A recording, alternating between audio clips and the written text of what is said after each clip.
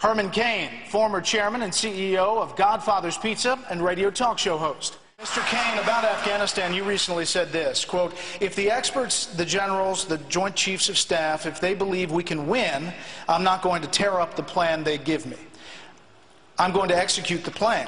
If we can't win, I want to know what we can do to exit with dignity out of that country. You're running for president after almost 10 years in Afghanistan. You don't have your own plan yet about what you would do in Afghanistan? No, because it's not clear what the mission is. That's the bigger problem. It's not clear what the mission is. It's not real clear to the American people what our interests are. And then thirdly, it's not clear what the roadmap to victory is. And what does that mean?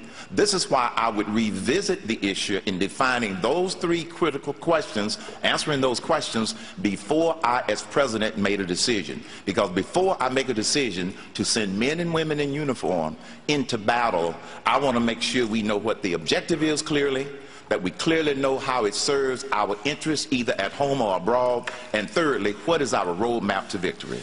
But, sir, how would you define winning in Afghanistan right now as you're looking at it as a candidate?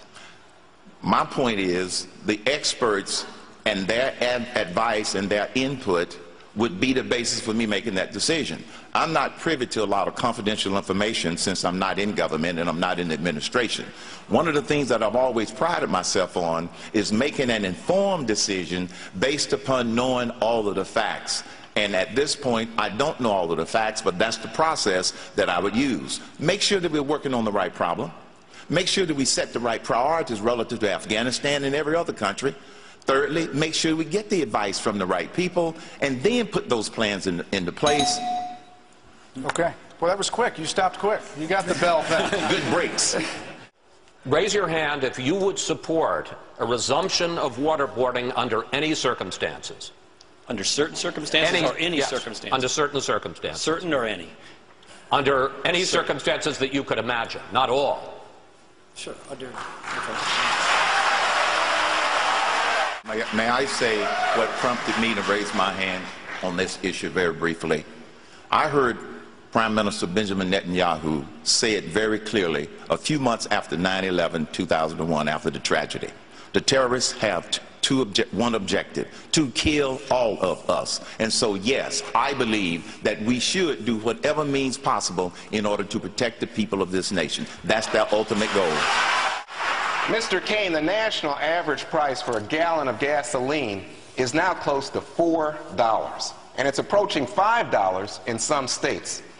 This affects prices, obviously, way beyond the pump. The cost of transportation drives up the cost of doing business and leads to higher food prices. So, Mr. Cain, what will President Cain do to alleviate skyrocketing gas prices? Contrary to what President Obama said when he stated there wasn't anything that he could do in the short term, that simply is not true. The one thing that the president can do is to establish a real energy independence plan. We have all of the resources we need right here in this country to establish energy independence if we had the leadership. Now, the dynamics that impact the price of oil and ultimately the price of gasoline, getting it out of the ground, refinery and distribution, and speculators. If the world market believed that we were serious about energy independence and we were going to utilize all of our existing resources, the speculators would stop speculating up and they speculate down until we get our own oil out of the ground. Mr. Cain, we asked our viewers to send in questions, and a number of them wanted us to ask about this subject. You say abolish the IRS and impose a fair tax, which is essentially a national sales tax of 23%.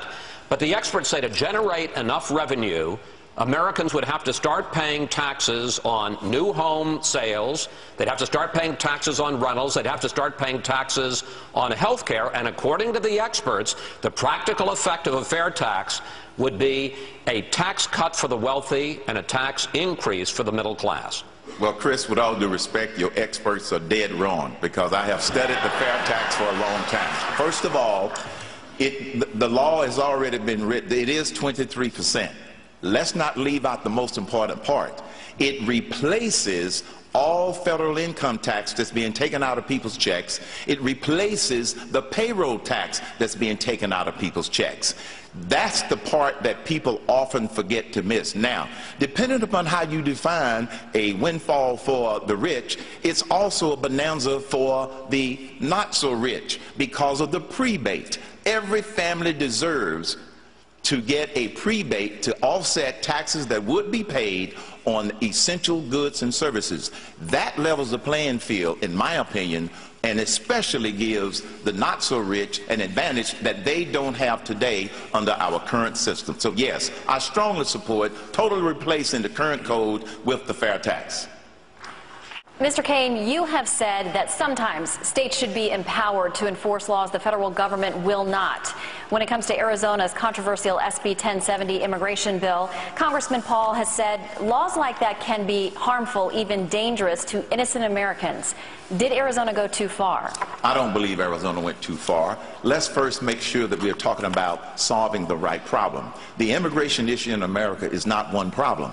It's four problems. It's securing the border, enforcing the laws that are there, promoting the path to citizenship that we already have. We don't need a new path. We've got to clean up the bureaucracy in the process. And then number four, this is where I believe you empower the states to do what the federal government cannot and is not doing. So no, Arizona did not go too far. They were simply trying to protect themselves. I believe in empowering the states to do what this federal government cannot micromanage out of Washington, D.C. Thanks, sir. First, Mr. Cain, President Obama justified his intervention into Libya, saying as president he, quote, refused to wait for the images of slaughter and mass graves before taking action. Yet in Syria, the administration has not acted, despite hundreds of protesters reportedly being killed at the hands of President Assad. Which action, in your mind, is the right one? Neither, for the following reason. We should start with what's the objective? That's number one. Secondly, how does it relate to the interests of the United States of America? Thirdly, is there a plan for victory? How do you define that? In both of those instances, those things are not clear. We need a real clear national security strategy with every nation on the planet, friend or foe. We obviously didn't have that because you can see between those two examples inconsistencies in the president's decisions and in his actions. And even in Libya, when the civil strife first started out, he was supporting the exposed leader. Then he changed.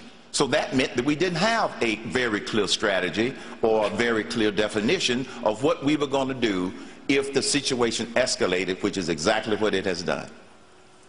Mr. Cain, we'll stay on the topic of DOMA. You have said the administration's decision not to defend it is, quote, a breach of presidential duty bordering on treason. That's some pretty tough language. Isn't this country just moving toward accepting gay marriage? The Defense of Marriage Act is one of the laws of the land, signed in 1996 by President Bill Clinton. But for the president to give direction to the Justice Department when in his oath of office he says he is supposed to protect and uphold the laws of the United States of America, to me that is asking the Justice Department to not uphold a law. Thanks, sir. Here in South Carolina, as you heard before, the GOP is up in arms over a decision by the General Counsel of the National Labor Relations Board challenging the Boeing company for moving jobs to a right-to-work state. In Wisconsin, Governor Walker has ended collective bargaining rights for some civil service workers. Mr. Cain, does the GOP risk the perception that it's becoming the union-busting party? I don't think so, because what the National Labor Relations Board did by citing Boeing about coming to South Carolina is simply outrageous. We have a free market system, and for the government to start picking winners and losers and then trying to decide where those winners should put their business, it's outrageous, and it would upset the balance of how our free market system is supposed to work. One of the biggest problems we have with this country right now today is too much government intervention in trying to tell businesses how to do what they do best, which is create jobs. Government doesn't create jobs. Businesses create jobs. We need to get government out of the way, including trying to tell a company where they should build a new plant. Mr. Cain, you've never held office, but you did run for office once. Back in 2004, you lost the Republican Senate primary in Georgia. You got just 26% of the vote. In that campaign, you said your opponent was pro-choice because he would have allowed abortions, pro-choice because he would have allowed abortions in the case of rape and incest. You have an impressive personal history, sir, but why do you have any belief that you stand a chance to win this nomination, let alone the presidency? A couple of reasons. First of all, the people of the United States are going to elect the person that I believe projects the greatest amount of leadership strength, not the person that has the greatest amount of money, not the person that necessarily has held public office before. And I'm proud of the fact, quite frankly, that I haven't held public office before. Because I ask people, most of the people that are in elective office in Washington, D.C., they have held public office before. How's that working for you? We have a mess. How about sending a problem solver to the White House? How about someone who has a career of defining the right problem, assigning the right priority, surrounding yourself with the right people? If you look at this current administration, it is the worst in current history. And fourth, putting together the plans and then being able to engage the American public in these common sense solutions. Thank you, sir. President Obama is getting a bump after the mission to kill Osama bin Laden. Some on the left are now saying President Obama is unbeatable in his re-election effort. Why are those pundits on the left wrong, and what is his biggest vulnerability? Mr. Cain. President Obama is not unbeatable because one right decision doth not a great president make. He will be, if you look at the economy, he has no policies that are going to turn this economy around. Gasoline prices are going to continue to go up because his administration has done absolutely nothing to help bring down the cost of oil by utilizing our energy resources. So I believe that he is vulnerable in many ways, not to mention all of the broken promises since he's been president of the United States. Governor Pawlenty. Mr. Cain, you supported Governor Romney in 2008. What did you see in him back then that led you to support his campaign? Back then, I saw his business experience, which I concluded that meant that he understood how to create jobs. And like then and now, the creation of jobs is one of the most critical issues that we have in this country. That's why I supported him. I'm running now rather than supporting Mr. Romney because he did not win. So I'm going to try my time. Mr. Cain, your closing remarks, sir.